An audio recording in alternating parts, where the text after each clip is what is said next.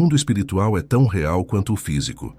Atividades ocorrem no mundo espiritual, assim como temos no físico.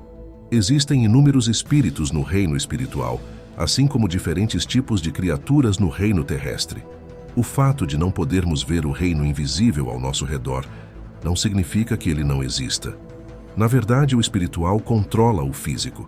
Até filósofos acreditam que existe um mundo da matéria e o M da forma. O mundo da matéria é o reino físico visível para nós, enquanto o mundo da forma, o reino espiritual, é mais misterioso e poderoso. Não são apenas os filósofos que creem nessas realidades. Eles também concordam que o mundo da forma é superior ao da matéria. Tudo o que acontece no reino terrestre é um reflexo de uma ação no mundo espiritual. Somente quando Deus nos permite ver, apreciamos as ideias do mundo espiritual, como descrito em 2 Reis 6. No capítulo 6, o profeta Eliseu e seu servo se viram cercados pelo exército sírio. O servo do profeta estava amedrontado, mas Eliseu permanecia tranquilo, confiante em sua proteção espiritual. Eliseu orou para que Deus abrisse os olhos de seu servo, revelando a ele o poderoso exército celestial que o cercava. 2 Reis 6:17. E Eliseu orou: Senhor, abre os seus olhos para que ele veja. Então o Senhor abriu os olhos do servo, e ele viu as colinas cheias de cavalos e carros de fogo ao redor de Eliseu. O exército sírio veio com cavalos e carros físicos, mas o exército celestial de Eliseu era composto de cavalos e carros de fogo espirituais. Assim, no reino espiritual, existem cavalos e carros de fogo defendendo o povo de Deus. Deus, um ser espiritual supremo, descrito em João 4:24, rege o mundo a partir do reino invisível. Sem a revelação de Deus, não podemos compreender o mundo espiritual. Existem vários espíritos neste reino, mas só os apreciaremos quando Deus abrir nossos olhos.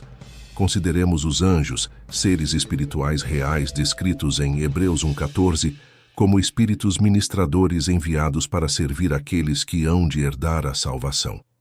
Embora os anjos protejam os crentes de perigos e ajudem na realização das palavras dos ministros do Evangelho, são criaturas espirituais poderosas e imortais, criadas por Deus.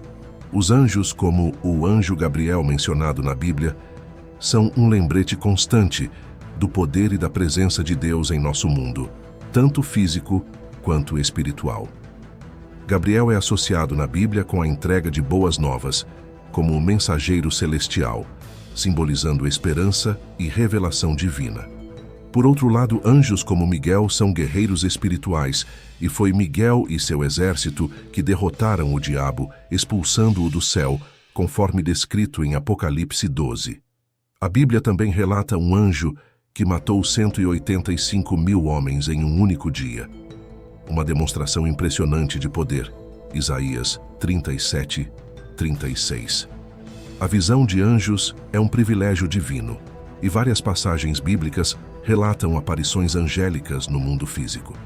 Embora eu pessoalmente nunca tenha tido uma experiência direta com anjos, muitos santos ao longo da história relataram encontros com esses seres celestiais.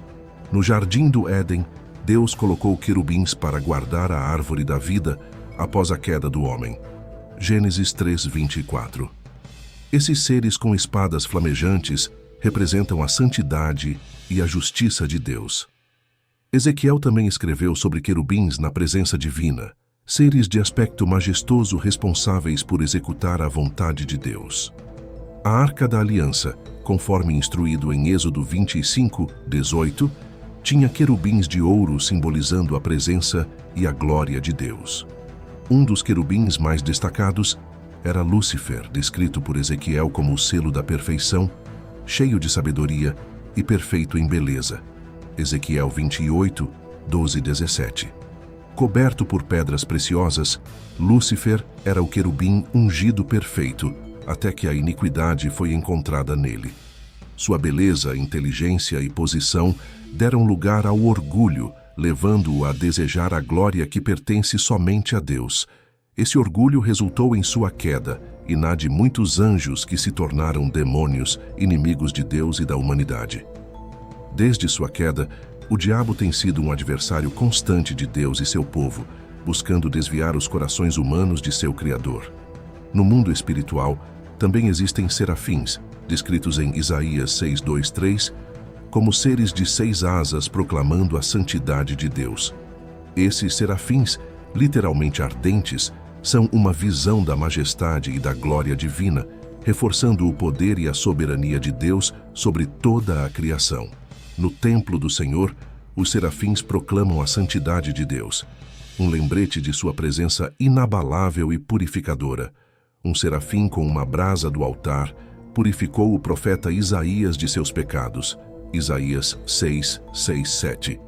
Essas grandes criaturas com 6 asas cada são um mistério para nós agora, mas um dia, na eternidade, teremos a oportunidade de vê-las. O espírito do homem, mencionado em Provérbios 20:27, é a lâmpada do Senhor, iluminando o interior do ser.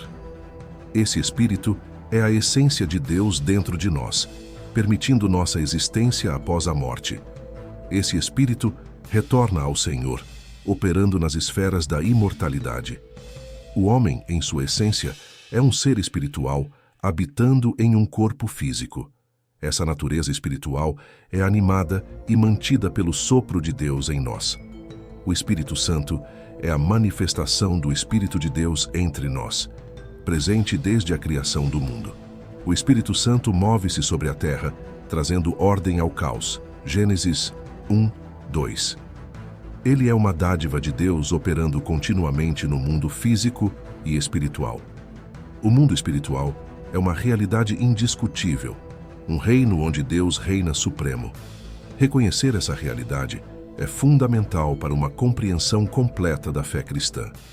Na pregação contemporânea, muitas vezes focamos em bênçãos, prosperidade e libertação. Mas há uma lacuna significativa: a demonologia, um tópico frequentemente crucial para nossa compreensão espiritual. Demônios são reais, conforme ensinado repetidamente na Bíblia, e Jesus mesmo confrontou diretamente. Se acreditamos em Jesus como nosso Senhor e Salvador e confiamos nos registros dos Evangelhos, então também devemos reconhecer a realidade dos demônios, como Paulo adverte em 2 Coríntios 2:11. Não devemos ser ignorantes das artimanhas de Satanás. O estudo dos demônios não é uma adoração a eles.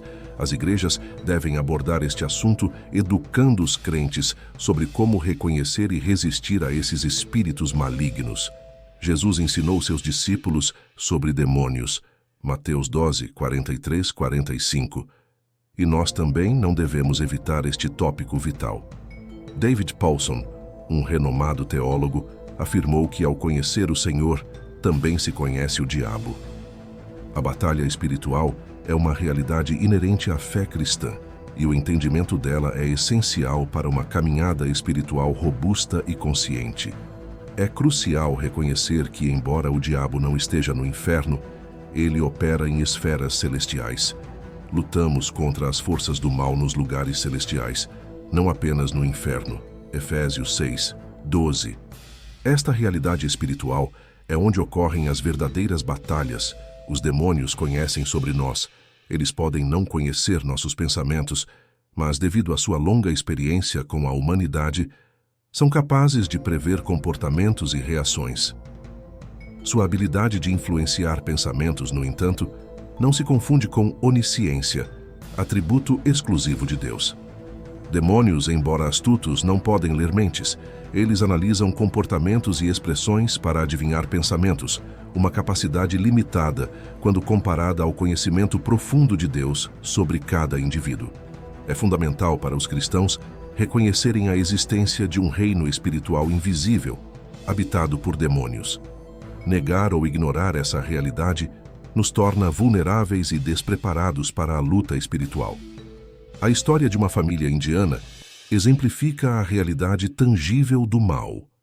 Ao se mudarem para uma casa, começaram a experimentar fenômenos sobrenaturais inexplicáveis, como aparições de moscas, sons misteriosos e pegadas em lama. Reconhecer a realidade do mundo espiritual é fundamental para uma compreensão completa da fé cristã. A demonologia, muitas vezes negligenciada, é crucial para entender as forças espirituais malignas. Demônios são reais, confrontados diretamente por Jesus, e seu estudo é essencial para os crentes resistirem a esses espíritos malignos. Relatos de levitação e aparições de figuras sombrias ilustram a intrusão do mal no mundo físico.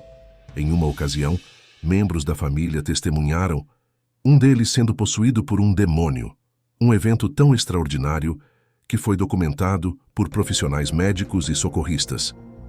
Durante uma visita ao médico em 2012, testemunhas, incluindo enfermeiros e assistentes sociais, observaram um membro da família, possuído por um demônio, andando de costas pela parede e emitindo vozes demoníacas. Este evento foi oficialmente registrado, destacando a realidade do mal no mundo físico. A realidade desses eventos sobrenaturais é tão chocante que alguns dos presentes fugiram da sala, comprovando que o mal não é apenas uma abstração teológica, mas uma força influente e ativa no mundo. Essa experiência, documentada em mais de 800 páginas de relatórios oficiais, serve como um lembrete poderoso da presença e influência dos demônios. É um chamado para vigilância e oração constante contra as forças do mal. O pastor Lawson, em um de seus sermões sobre demonologia, refletiu sobre um evento sobrenatural. Ele questionou a realidade desse acontecimento, destacando que, se de fato ocorreu, desafia toda explicação lógica e científica. Caminhar de costas pela parede é um ato que contraria as leis da física e da natureza. Lawson reafirmou sua crença na Bíblia, enfatizando que não se surpreende com manifestações físicas satânicas que desafiam. Ele argumentou que tais eventos forçam até mesmo um físico como Albert Einstein a reconsiderar suas teorias. Para Lawson, quando confrontados com tais manifestações do mal, não se deve buscar respostas na ciência ou na medicina, mas sim em Jesus. Ele citou o exemplo de Jesus enfrentando um homem possuído por demônios em Marcos 5, 7, onde os demônios reconheceram Jesus imediatamente. Esses episódios bíblicos demonstram que os demônios não apenas conhecem os seguidores de Cristo, mas também os temem. Um exemplo é a serva que seguia Paulo em Mateus 16:17, possuída por um espírito que reconhecia os discípulos de Jesus. Lawson alertou sobre os perigos dos espíritos familiares e enfatizou que não há nada de amigável nos demônios. Ele citou Efésios 6:12 para ilustrar que nossa luta não é contra pessoas, mas contra as forças espirituais malignas. Além disso, destacou que os demônios podem influenciar sutilmente áreas da vida, como casamentos, causando divisões e conflitos. Encoraja-se a união conjugal na batalha espiritual, reconhecendo que o verdadeiro adversário pode ser o mal, como descrito em Efésios 6:12. Os demônios têm conhecimento limitado, mas sua capacidade de influenciar pensamentos e comportamentos exige resistência espiritual. A luta contra essas influências exige resistência espiritual e fé. Lawson concluiu que enfrentar os demônios requer o reconhecimento de sua realidade e a confiança no poder de Jesus. Ele enfatizou que a batalha espiritual é constante e deve ser travada com a armadura espiritual de Deus. A narrativa conclui reforçando a importância do entendimento e da preparação espiritual contra as forças do mal. A autoridade em Cristo capacita os crentes a expulsar demônios de suas vidas, lares e finanças. A visão de anjos subindo e descendo sobre o Filho do Homem ilustra a interação contínua entre o céu e a terra, entre o espiritual e o físico. No encerramento, destaca-se que, na batalha espiritual, não estamos sozinhos. Deus nos deu o Espírito Santo para guiar, ensinar e zelar por nós. Reconhecer essa realidade espiritual é reconhecer que somos importantes para Deus e seu amor é nossa maior força.